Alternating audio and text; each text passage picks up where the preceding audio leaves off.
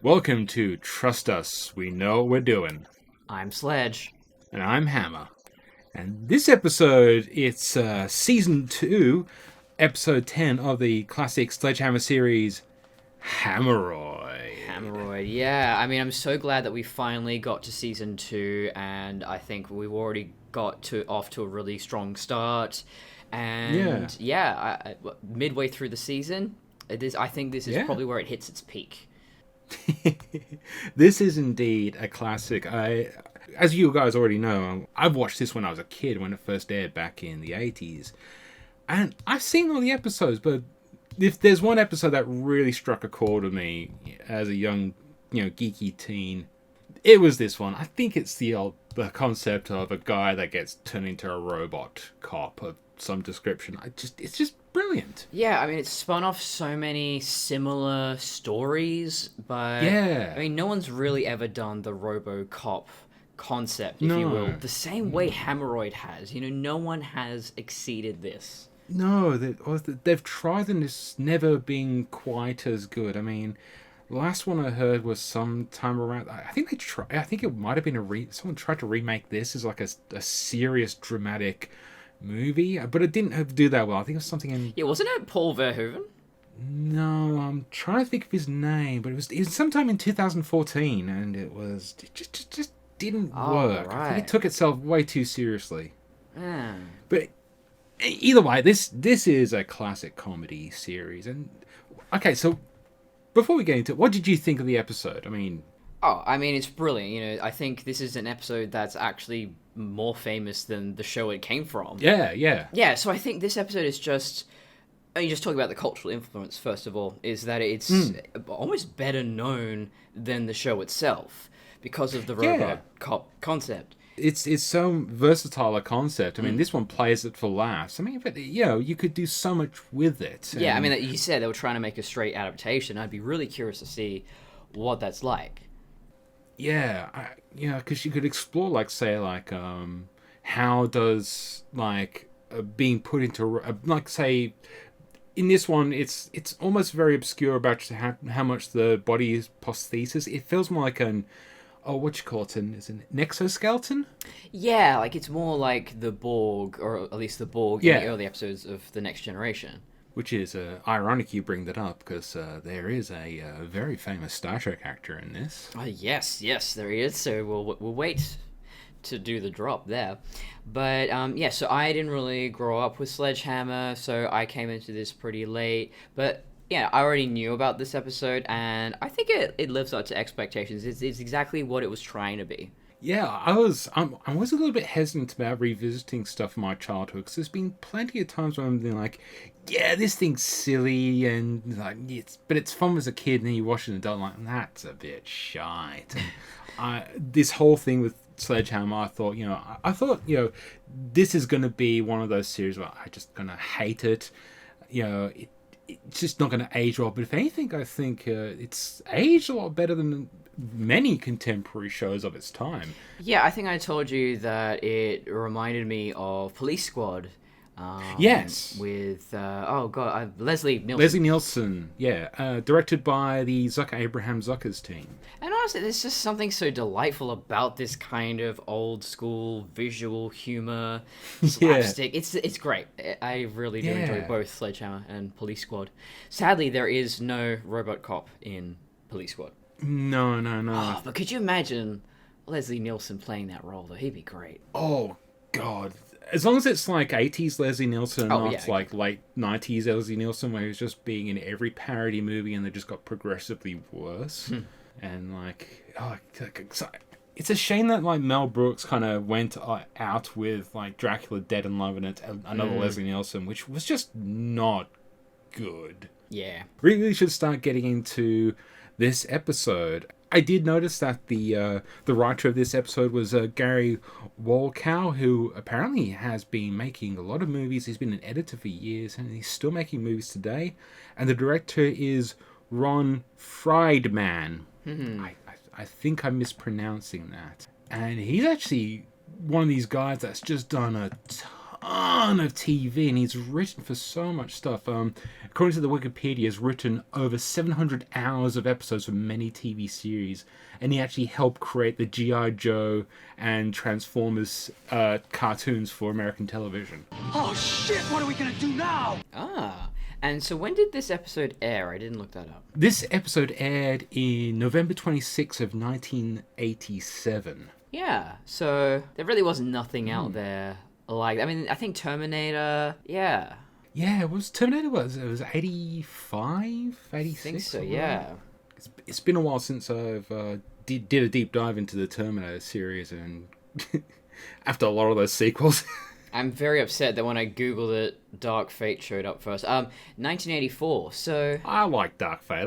I'll defend Dark Fate. I won't defend Terminator 3 onwards, but... Okay.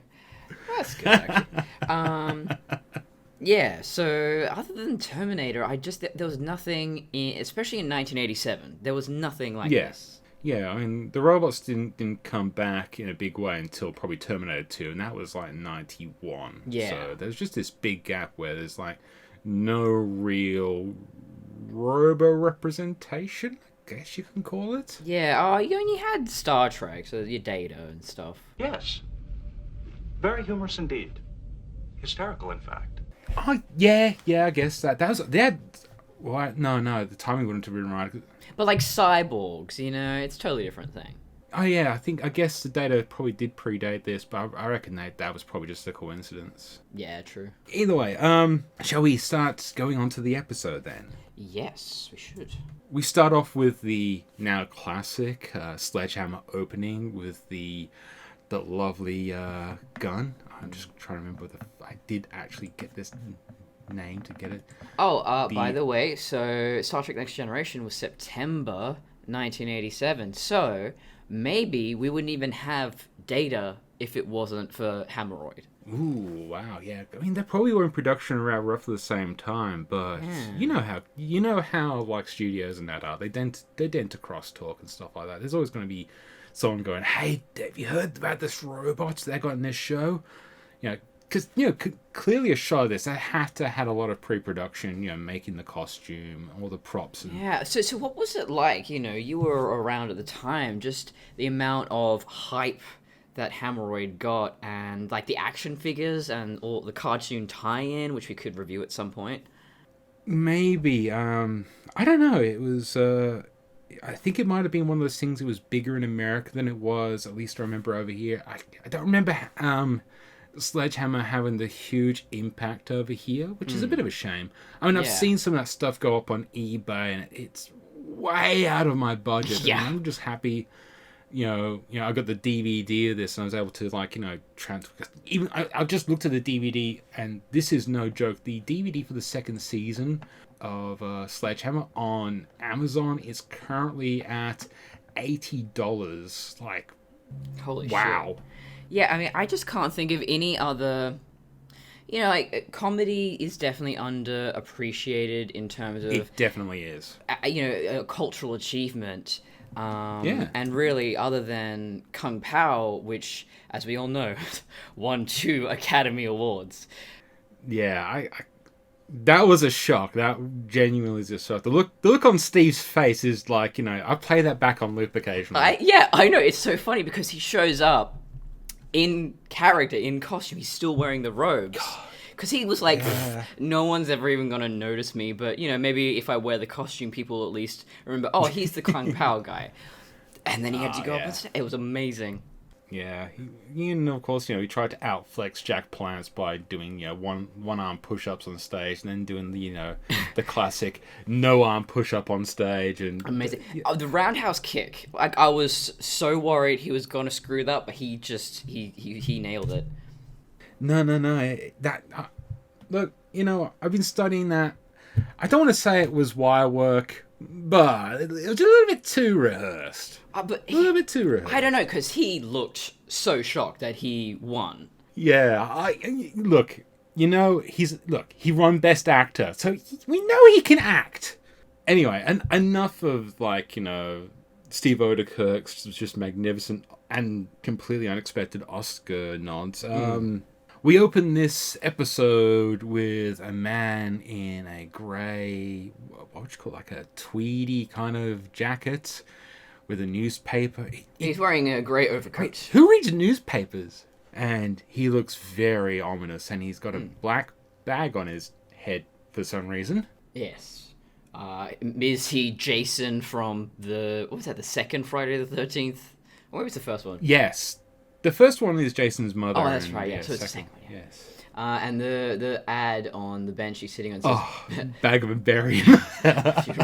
I love those kind of jokes in this series. It's just visual gags and background stuff. Love it. Yeah, we need more of that. I do love the mysterious whirring noises. It's very subtle. But they're there. And it's almost like priming the audience to say, like, something's a bit dodgy with this. I mean, this dude, like, built like Frankenstein. He's just a big square of a man. Yeah. I didn't find who was Bork. I really should look into that. Yeah, the big robot character. His character's name is Bork. Hooded Hood voids van. And so the next one, we have some newspapers that just show that this has been happening a few times. Bit of a crime spree. And then we cut to... The Hooded Hood. Yeah, and then we cut to the police station and having a meeting about the Hooded Hood. And our hero comes in wielding a flamethrower. And I gotta say, so this is 1987. Miami Vice has just gone off the air. And there's a big void. And I think Sledgehammer really just, in its second season, filled that slot so well. I mean, I think we can all remember guys wearing these wide pinstripe shirts and the green tie. And flamethrowers were a hot accessory, no pun intended. I know, I really miss the flamethrower aesthetic. And I do love when... I mean, Elon tried to bring it back, but it just didn't really... I forgot about that! Yeah. Oh, wow. This is the boring flamethrower, which... How could you call a flamethrower boring? Like, no. They're never boring. Maybe that was the reason. It was misleading. Elon Musk. I really... He definitely grew up watching Sledgehammer. He probably did, and that probably explains his 2016 presidential run. And isn't it a sad day when he got elected? It's amazing that Elon Musk, he's not even... Is he a US citizen? How did he become president of the United States? I don't know. I mean, it's a good thing that, we being in Perth, in the most isolated city, have kind of avoided a lot of the murder hornets, or alleged murder hornets, the fake news. I actually I never thought I would be into a monarchy, but Emperor Mark McGowan is just so wonderful. He's just so delightful, He's one of the common people. He's the people's monarch. Yes, he's the people's emperor. You never thought you could say that, but he totally is. Oh, yeah, he's, and he has an unlimited power aesthetic going on. Yeah. I mean, the lightning hands, that's a light show. That's just put in digitally. Yeah, I don't know if that's just an illusion. It's like that Simpson episodes of The Simpsons where, like, it's the election between Sideshow Bob and the mayor, and they digitally add the flames onto Mayor Quimby. Exactly. I think it's a bit of that. Yeah. Just some propaganda from Clive Palmer, probably. Yeah. I do like how, speaking of flames, that Day of the goes, his goose will be cooked, and then Hammer goes, not cooked, Ellie, barbecue. God damn it. I love David Rash's Sledgehammer. The puns are just beautiful. The dialogue's great. It reminds me a little bit of... I watched Clue last night. Oh, yeah. Love that film. Yeah, there's just something about... not every line has to be laugh out loud, but there's something about creating an ambience of comedy. So we were talking earlier about the sign on the bench, and just those little visual details, or just these little subtle lines that... Yeah, it just creates the ambience of humor, and it really benefits the overall experience. So, just thinking about that, The Simpsons came out, what, a year or so after Sledgehammer? And Yeah. The Simpsons became famous themselves for all those little funny signs and background nods that they put on. I'm suggesting it is canon that they totally stole that gag from Sledgehammer. I mean, as we've said, Sledgehammer was this profoundly influential show. Yeah. And so, yeah, it wouldn't surprise me. Yeah, I mean, it only lasted 2 seasons, and there's reasons for that. We'll go into it, but... It was too good. It flew too close to the sun. Yeah, I mean, it's like that. There's a lot of classic... I mean, they literally flew too close to the sun, and several of their lead actors died of radiation exposure. It was really sad, actually. It was a sad day, but... Yeah. There's always been a lot of series that have been really good and really popular. It didn't last very long. I mean, Star Trek is like the classic one where, you know, it had 2 seasons and then kind of the fans kind of picked up a third. Firefly, that only had 2 seasons, and like that second season was phenomenal. It was a shame that got cancelled, but Fox is known for being a bunch of douchebags. Yeah, I mean, season 2 of Firefly, I don't know if it was worth it, frankly. I mean, I'm glad they did all that effort and brought it back, but yeah, I don't know. It was okay. Yeah, probably leaving it like 5-10 years was just not a good idea, and they all kind of visibly aged. It's really sad what happened to Nathan Fillion. He just really let himself go. You could tell he was just glassy behind the eyes, you know. Yeah, but Alan Tudyk, fuck, who would have thought that guy would go on to be like, you know, mega famous? And like, what a Chad. Like, he just got so ripped. Jesus. Yeah, and God, I'm so glad he's like leading that new series of Star Wars films. Like, you know, he's just like he is the new Han Solo. Let's face it. Oh, the new absolutely. Harrison Ford. Just roguish charm. Speaking of roguish charm, Sledge just, you know, his unbridled enthusiasm for violence, and when the I don't have the name of the cop, but this guy that's like looks like he's like being burned alive, and like he's like kind of dirty and smoldering, and they find out that the Widows and Orphans fund has been stolen by the Hooded Hood. And when Hammer finds out that that's where the police keeps their pension fund, he says, "I'll make him a widow and an orphan." I love that line. It's so good. And that leads to one of the best moments of this entire episode. Yeah. The telethon. Yes. I love the telethon. We need some fool to host this telethon. He's like, I'm never doing it. And then the police chief is doing it. He's singing How good is Captain Trunk in these moments where it's just like, you just know he's going to be the one doing that. And it's the classic, you know, over my dead body. Yeah, he's very much. He was the inspiration for the captain on Brooklyn Nine-Nine, definitely. Oh God, I never thought about it that way. Holt, yeah. Yes, yeah, that explains a lot. Also, if you look really closely, I mean, I don't know if I watch. Yeah, this is the link you gave me, but there is at 4 minutes 17 seconds. That is the inspiration for the costume Homer makes for Lisa. Oh, the giant cigar.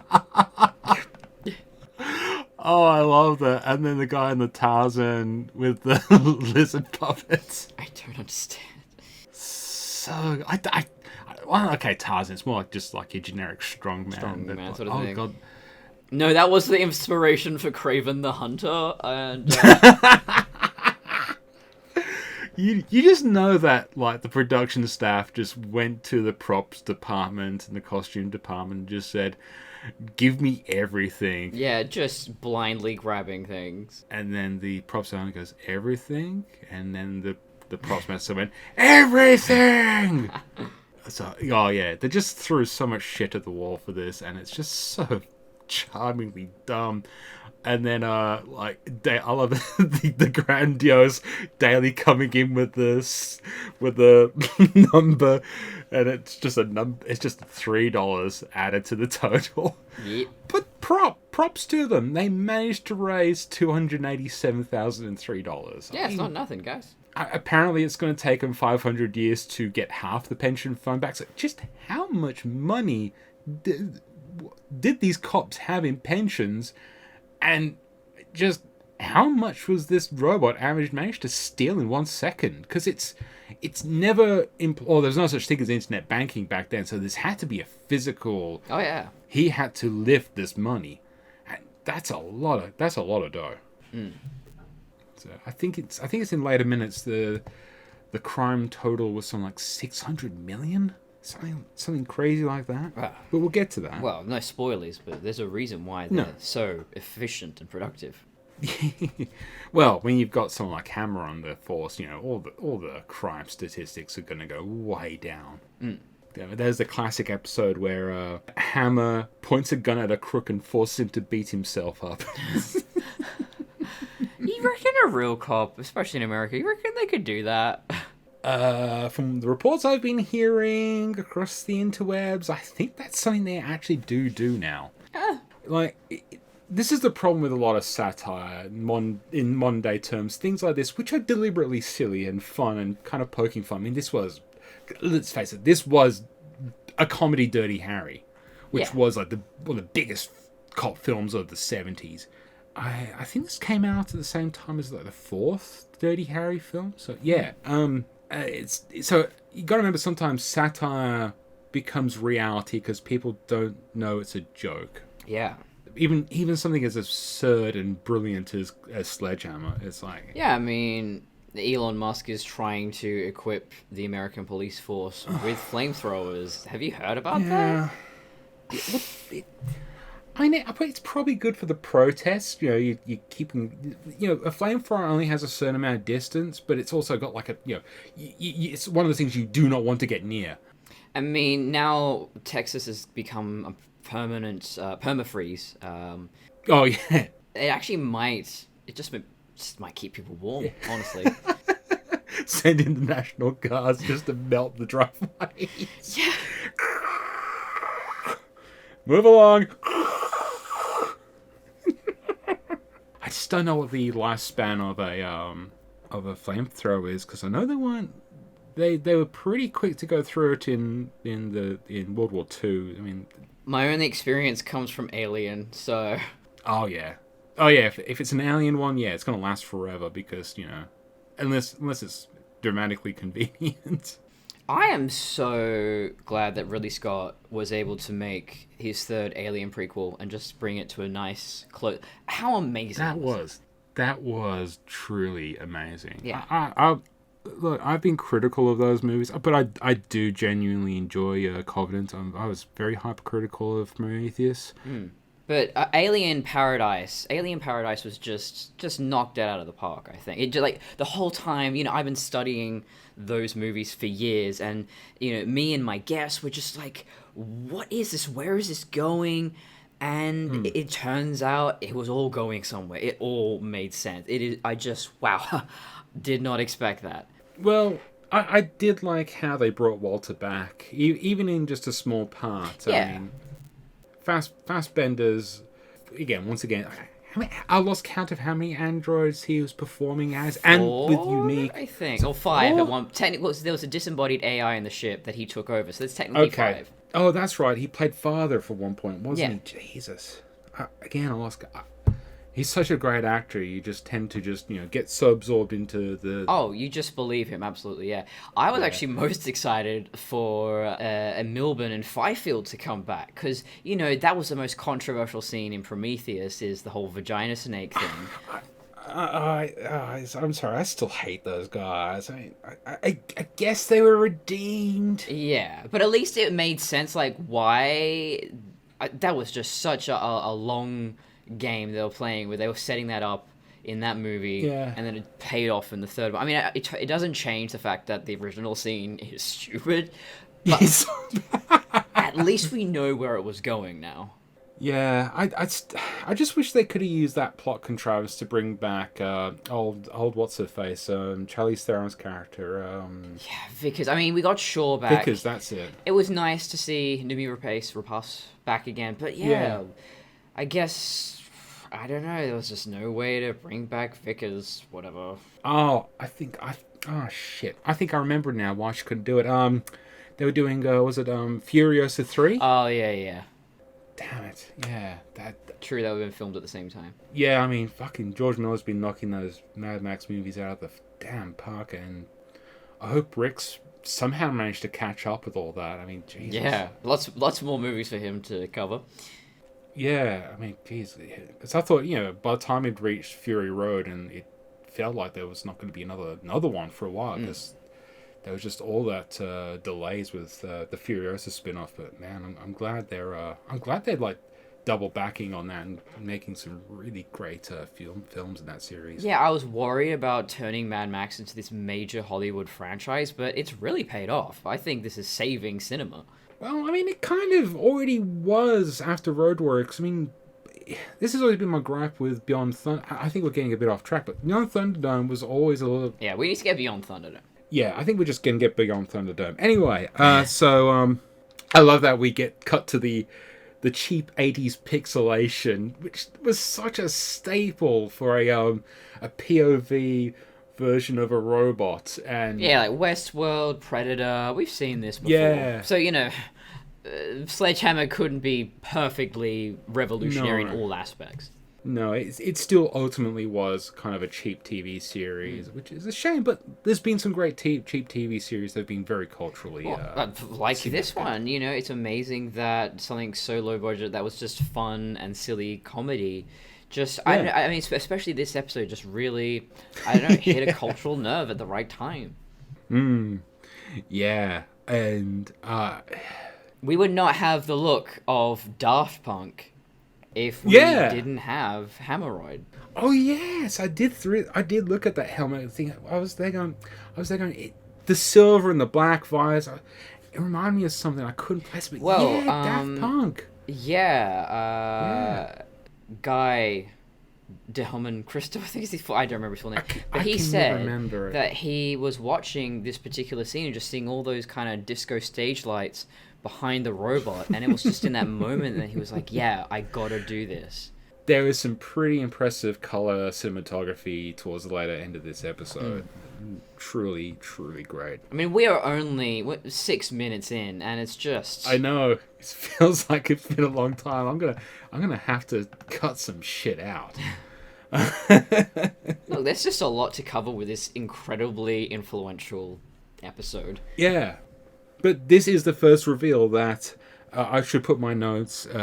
Oh noes, he's a robot. Yes, we get the robot reveal, and I do like it's a sacrificial limb. Yes, much like a lizard, he has detachable limbs, and it still moves around, much like a lizard's tail.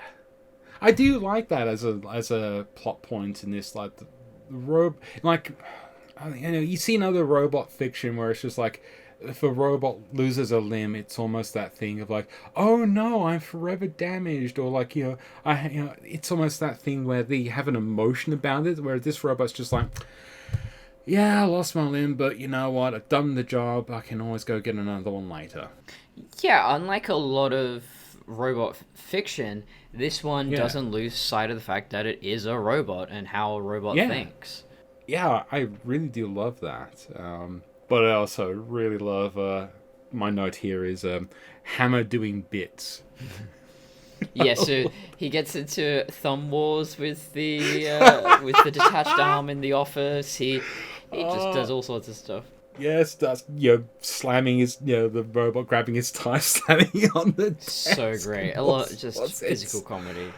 Oh, I mean, the desk does look a little bit wobbly, awkwardly built around a human, but it's, and again, David's Rash's acting surrounding that is just brilliant physical comedy, and just the look of incredulity when Trask turns around and goes, Hammer! It's like, it's not me! Oh, I love that. And I keep trying to... Gaslighting Hammeroid. I keep trying to listen to what they're talking about while Hammer's doing it. I've watched this 2 or 3 times, and it's just impossible to keep track because you're just focusing so much on Hammer, and it's so good. So they head on over to Androids Are Us. No humans. No humans allowed, although we count 3 humans at least in the building. Yeah. it's just a good sight gag. And, oh my god, I think you'd agree with me. We'd love to live in this kind of workshop. Oh, yeah, very cool. It's giving me, like, I don't know, just, yeah, old school B-grade sci-fi vibes. Just good stuff. Yeah. It's Yeah. Mystery Science Theater. That's actually where it takes me. I do love the gag with is it Dr. Arthur Deco, and Don't Call Me Art. Yeah. And then Hammer tries to rough him up, and I keep forgetting to talk about Dory, Daru, the straight man in all this, and how she's kind of just like, I'm just putting up with Hammer's shit, but she's actually trying to be a cop, especially in this scene. Yeah. And she's actually doing all the detective work, and I think that's actually quite it's insanely progressive for such an era where it's always like the hero cop has to do everything. Yeah, and I have to wonder if, we would have X-Files the way it is now without Sledgehammer.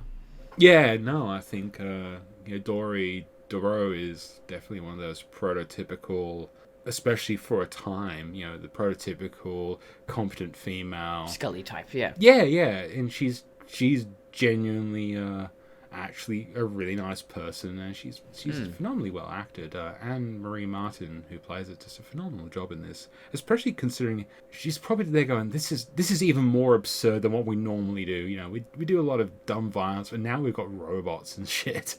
And the gag where the guy stands up and Hammer's trying to pull him up. It's just insanely tall.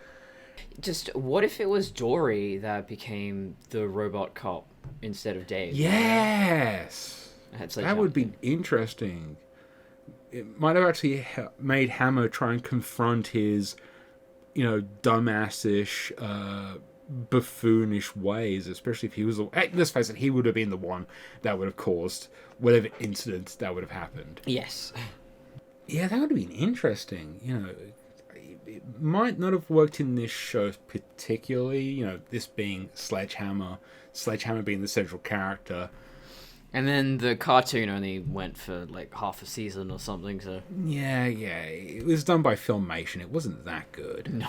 It was quirky, it was fun, but ultimately, I don't enjoy it. I know there's defenders of it. Yeah, I haven't really looked into it much, but yeah, it doesn't look the best. No, the 80s animation in America was, very recycled, very high quality, but like very cheap plot wise, very, very recycled. Because that's the problem with shooting animation in America during the 80s. Like most of it got farmed out to Korea, but they had to insist it be all American, but they had to pay American wages. So yeah, that's why we only got a limited run, and it was you can only have Sledge pull out his gun and shoot off screen so many times before it just feels repetitive. Yeah. So that's a shame. But yeah, they could have done a sequel to Hammeroid, and and it could have been Dory and that's a good thing with cartoons. You can just ramp up the sci-fi. Yeah. But totally could have done it. We're almost at their first reveal. So, as they're trying to rough up this scientist, or at least Hammer's trying to rough up the scientist, the robot returns. And I love the line from Dr. Decker, which is, if you just let me help, I'll give you a hand. Oh, it's such a bad part. Oh, what is it with cheap sci-fi? Whenever a robot puts an arm on, they have to twist their hand. Oh, make sure it's in there, Yeah, but why would the locking circuit be in the hand? Beats me. I'm not the robot expert here, but that's always been a thing that's kind of bugged me. From Ghostbusters, another, let me help, I'll give you a hand. Ghostbusters, where Ray's like, hey, listen, you smell something? I don't know why I find that so funny. There's what I thought was a Ghostbusters reference, because when the robot's on the park bench, he's actually reading an Omni magazine, which was I don't know, it was some kind of consumer products magazine in the 80s, but there was a version, or at least a cover in the Ghostbusters thing with the proton pack on it. It's actually a really good clean shot of the proton pack. Nice. So yeah, I thought, I'm just there going, is that a Ghostbusters reference? I think you might have confirmed it. Omnicorp's still around though, isn't it? I think so. I haven't heard of them for a while, but maybe you have some more information than that than me. I've not turned up much. Looks like some guy named Bob Morton. Yeah, I don't know. I'd have to look into it later. Yeah. Yeah, I heard they were doing something a few years ago, but I have no idea what it was. I don't know. All these American like mega corporations tend to all look the same. It's Apple's is like Cybernetics. Well, there you go. Huh. Oh wow, what a weird connection. Yeah. Shit. Maybe they were doing something. Maybe sometime in the 80s. I don't know. Idea. Yeah. I love this trope. It's so bad. When the main bad guy leaves incriminating evidence, especially when it's a recording of their own voices with their own names. Yeah.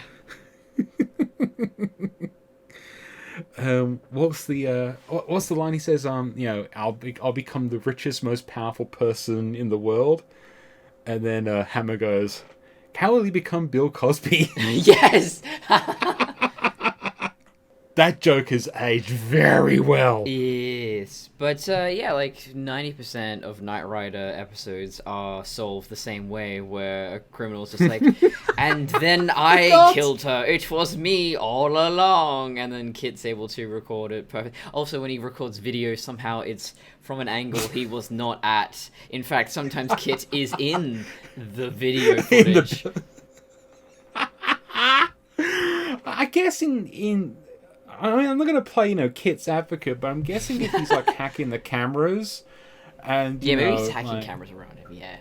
Yeah, I mean, I don't think hacking was a thing around about then. I mean, it was a thing in real life, but probably not in media. Oh, I mean, he does it all the time, they just don't call it hacking. I think if, like, say, Tron had actually become the smash hit we all hoped it would, it might have been that thing where, like, terms like, hacking, coding... that kind of culture that could have come from that. I mean, gamer culture took off a few years later, but we could have had it a lot earlier. If, like, I mean, Tron is a classic, but yeah, a little bit too ahead of its time. It was. So Hammer tries to beat up a robot and gets thrown to the wall with conveniently placed polypipe. And Dory has the immortal line, "He's dead!" And it's like, well, that's it. Episode over. Thank you, folks, for joining us. Please check out our Patreon. And yeah, okay, he's not dead. Yeah.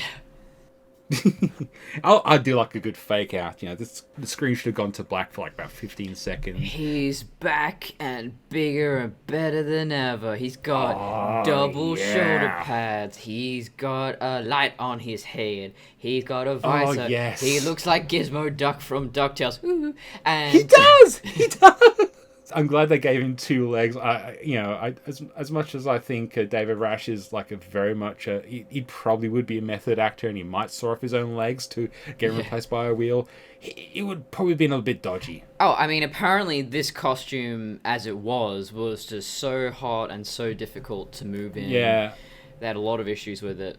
Well, there's a shot later where we could probably get to that quickly. There's a shot just coming up there. Okay, so they have to find I have written this down. So they're trying to find General Skull Fracture, who's attending the Napalm House for the International Convention of Megalomaniacs. I love it. And they go and confront him, and it's like in the middle of the day, and sun is overhead. It looks like in the backlot of a California TV or film studio. Yeah. And yeah, that thing would have sucked to wear. Oh, it's just props to him, seriously. Yeah. I wonder if they put some fans or something like that into it, but because there's a bit of a... I don't even know if you could fit him in there. Well, there's some fake speakers and stuff like that, so I'm sure they've got to have something in there to keep him cool. But yeah, and so we're introduced to Skull Fracture. Love the name. So this is an actor by the name of Sid Haig, who is one of those Hollywood guys particularly for playing like the heavies in like old like sci-fi, westerns, horror, you name it. And he died a couple of years ago, and He's one of those guys he just has that look, the bald head, the beard. I think one of his famous roles was like a killer clown or something like that. And Oh, right. yeah, it's one of those things. As soon as you say killer clown, the bald head, I think you just go, oh yeah. I've probably not seen that movie, but I've like seen that shot everywhere. Yeah. Devil's Rejects, yeah. Yes, that's it. I couldn't remember what it was off the top of my head. I don't think I've seen that one. It's a Rob Zombie movie, so don't. Oh, yeah, that's why I didn't watch it. Visually, there's a lot of great stuff, but yeah, no. Yeah, I like White Zombie as a musical experience. Yeah. I've tried to sit through one of those movies, and it's just like, oh, wow, this is not good. But his tip leads us to finding... We did not explain that Hammeroid has this power to regress. I forgot the power! Yeah, he could actually regress this guy's mind back to that of like a child. 3-year-old. Yeah, horrifying. Absolutely horrifying. He wants a cookie! And they give him Dory's compact. Yeah. And he goes, ooh, coconut. Yeah, he's eating it, yeah. Oh, that's so good. Oh, man. I love this episode. Yeah. So, yeah, it turns out that our main antagonist, Malcolm Dench, played by Armin Sherman. Oh, shit. Yeah. Our boy Quark. I am Quark, son of Keldar, and I have come to answer the challenge of Dagor, son of whatever. He my boy. He's been hiding back at the robotics lab because, quote, the last place they'd think to look. That's right. And Hammeroid starts to suffer some malfunction, and in comes the doctor on a bike, just with jumper cables. Yes. Oh, before we jump ahead too far, it's implied that there's some kind of romantic relationship between the that particular android. I think he was given a name, but I don't remember. Yeah. Bork and Dench, and Yeah. I love you. Not now. Not now. Which I think just brings so much more dimensionality to that character, and where does that go? Yeah, I mean, would this be the first time, a speculative science fiction show has tried to do the whole robot in love with a master that rejects it storyline? Well, I mean, there's Kit and Michael Knight, who are just a wonderful gay couple, and I'm amazed that they actually let them get married in the 4th season. That's just... Yeah, I'm sorry, I actually haven't watched most of that season. All right. Okay, so spoiler. I mean, the cutest moment is in the finale where on the back of Kit it says just married. And you're like, oh, but he was just married. Oh. No, yeah. The problem was that was the season that happened while I was moving to Australia. So it was just right. that thing where, I didn't get a chance to watch a lot of it. And, I did not know that. Yeah, no, That's seriously. rude. Just jump ahead to that finale. It is so good. Oh wow! I have to dig up the DVDs and watch it. I guess it's on a streaming platform, but yeah, I'm old school. I like my spinny feet. I don't know where I'm going with that. Old. I'm old. Yeah, so this is also the moment we find out that Hammer's body is rejecting the cybernetic implants. Yeah. Question mark. It really does feel like Hammer's just been bolted into this thing, even though it was implied that he'd broken every single bone in his body and he barely. Yeah, so it is more like an Iron Man or a Borg type situation. Yeah. Oh wow! Wow! And I knew Iron Man, the comics were a thing at this time, but yeah. I'm guessing the movie might have been inspired by this, kind of the blending the idea of man and machine. Yeah, and just more updated, detailed armor. Yeah. But still with the light, I think that was a good touch. And, the headlight, we should specify. Yeah. Hammeroid rejects being taken and repaired, or at least having his implants removed, because he's a cop and he's got to do this job, damn it. And he fights the robot, and they fight like it's Rock'em Sock'em Robots, and they take turns. It's great. I forgot to mention that throughout this entire episode, when he gets turned into, he's still got the Smith & Wesson gun in his hand. It's like permanently attached. Oh yeah, that doesn't come off. Oh, it's so good. It's like, him and his the deep lore about Sledgehammer and the romance with his gun is just fucking mental. It's brilliant. Yeah, it's actually quite interesting that it's this like a subplot throughout all of Sledgehammer is just a man's relationship with his gun. Sort of like Christine is about man's relationship with his car. I think Sledgehammer, you could argue, and I've mentioned this in previous episodes, that I think there is an analogy being made there.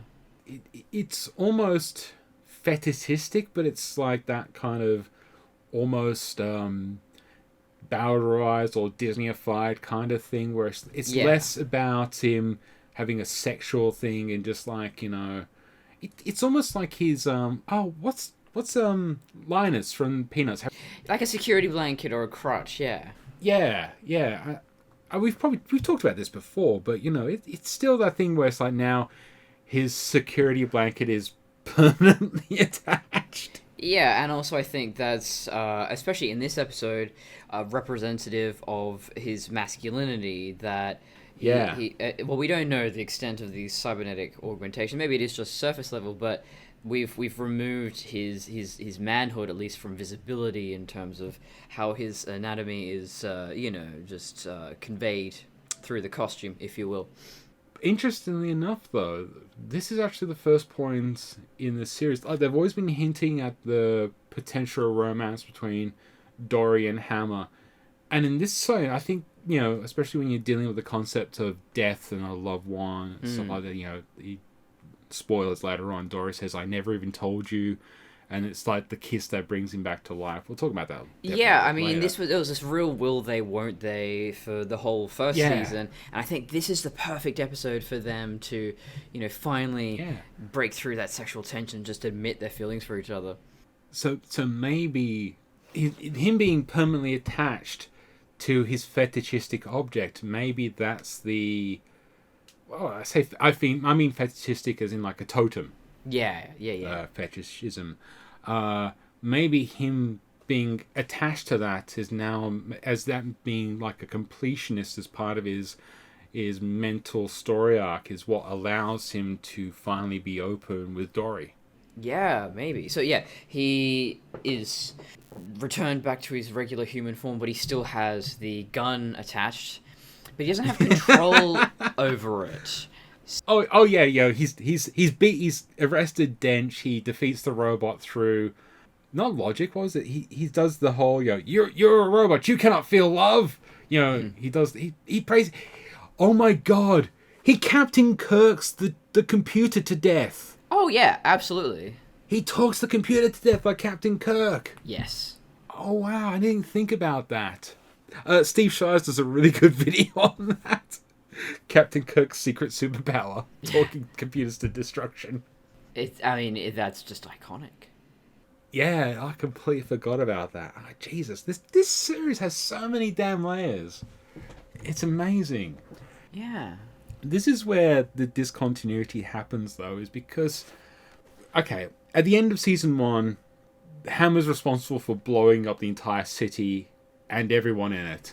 So this leads to discontinuity in season 2. I'm glad we're bringing this up now, and it's kind of, we've talked about season 1, but in season 2, like the beginning of season 2, it's set 5 years earlier, so there's huge discontinuity that in the first season of Sledgehammer is when Dory and Hammer first meet. That's literally the first episode.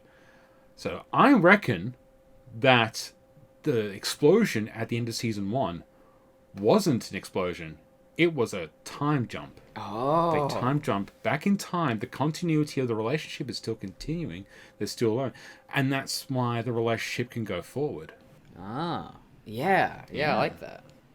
So I think as the end of it, final thoughts as the newer devotee to the Hammer fandom. What did you think of Hammeroid? Yeah, so as I mentioned before, I've been watching a lot of 80s television, Miami Vice, MacGyver, Knight Rider, and Sledgehammer, and Airwolf. Ugh, Airwolf. Oh god, Airwolf. Yeah, but yeah, Sledgehammer, I didn't know what I was expecting, but it's just a great comedy show. It's really comforting, and it should be noted, if you're just listening to this episode because you know about Hammeroid, but you don't really know about Sledgehammer, the rest of it is not genre. It's not science fiction. But this one went into a radically different direction. Yeah, just for this one episode, they decided to just, throw shit at the wall and see what stuck. But it is very much a pastiche of, like, the Dirty Harry, extreme masculine cop, but he's a complete psycho. But everyone kind of is in on the gag. Yeah. Yeah, I've talked about it enough throughout the review. It's amazing to watch it now in 2021 and just see what it influenced. It's just such a bizarre kind of cult hit. Just this episode on its own. Yeah. As I said at the beginning, I was a bit afraid that this would not hold up. Like, I thought, this is good. This is a phenomenally good show, and yeah, I'm so glad it's still funny. Yeah, like that episode of The OC that everyone talks about where Marissa shoots friggin' Holloway from Prometheus, can't remember his name. What you say? Oh, I only know that from the Saturday Night Live. Yeah, that's the thing. It was like thoroughly ruined because culture kind of memed on it, and people have memed on Hammeroid. Don't get me wrong, but it still holds up because it's funny in and of itself. I just realized the first thing I know about that "What You Say" gag is from the Channel Awesome crossovers. Oh no! How almost everyone, whenever they got a phone call for a crossover, that was the phone call sound. It just became this internal gag between a few of the contributors, and not fucking Doug Walker, because fuck that guy. I'm glad his channel got banned. It's amazing that everyone on that channel was so talented except for the guy who started the channel. The guy who created it. Ah, well. He got his comeuppance, and we can all be glad about that. He sounded like an absolute fucking monster. Anyway, I'm ecstatic that this show has continued to still hold up, especially this episode. I thought if this was going to be the one that's going to like turn anyone off, because high concept sci-fi. What if a man was a robot? This would be the one. I'm legitimately glad you enjoyed it. Yeah, it was a lot of fun.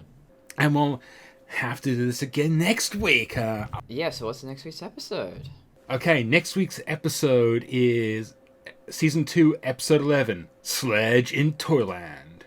Sledge is sent to investigate when a toy manufacturer is attacked by one of his own toys.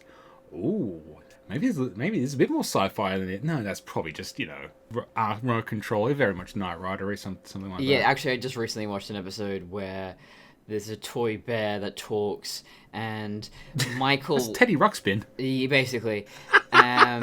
Mighty Mouth. And wow. Fuck. Yeah, and Michael takes some perverse pleasure in forcing Kit to talk to the Mighty Mouth. And oh god, I think I remember that. It's very upsetting. Oh wow, because it's like he puts it in like the front seat or something, doesn't he? Mm-hmm. And there's just like a conversation between this bear and Kit. Yeah, like this super sophisticated AI, and then this piece of shit that only has like 1,500 built-in phrases. Yeah, it's not like an AI bear. It's just like it's just like a Teddy Ruxpin. It just repeats shit. Yeah, like on a tape recorder. Eat my ass, that kind of shit. Oh, there's also the classic Simpsons Treehouse of Horror with the evil Krusty doll. Yeah. Ah, I see. Someone switched this from good to evil. That's basically what they did in fucking Knight Rider. With Kit and Car. Just someone had to flip the switch on Car. He would have been fine. Yeah, if we just found the good evil switch on Car, he could have been a good boy. But then he probably wouldn't be as fun. Sometimes for fun. I like to imagine Carl's voice, but saying, like, nice, wholesome things, and it's the funniest shit to me. Because the way he talks is very villainous. Like, hello, Michael. Yeah. I decided to get you a Christmas gift, which is a line from an actual episode that Kit says. Yeah, see, Kit says, oh, cute, adorable. Carl, I'm not opening that gift. I'm sorry. Yeah, if Carl gives you a gift, you're just there going, let me just check to see if it's ticking first. Yeah. So where can the lovely viewers find you? Yeah, so traviandesigns.com, Trevan, patreon.com/traviandesigns, Instagram, Courtney Colson Prime.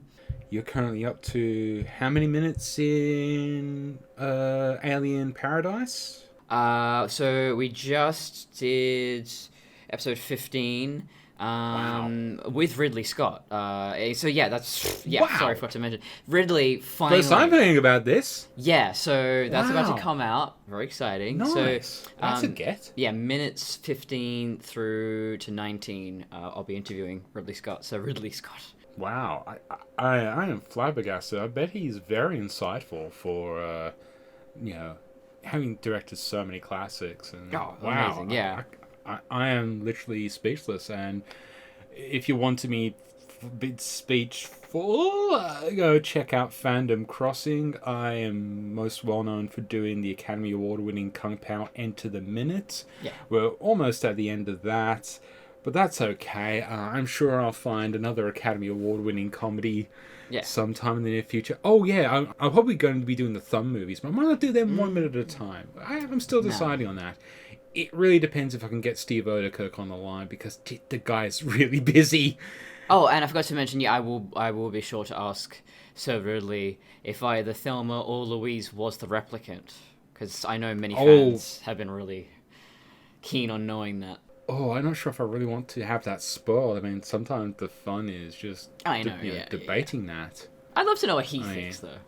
I mean, it was a huge get for them to get Gina Davis and Susan Sarandon to come back for those roles, but I can't believe they survived the first movie. I mean, they were clearly... No, they'll be in Thelma and Louise Minute at some point, I'm guessing. Yeah, total tangent. And all that being said, thank you very much for listening. Check us out on Spotify, Apple, Google... Simplecast, we have YouTube. Like, share, subscribe, do all that lovely stuff. Rate, review us. And until next time, The hammer is my penis.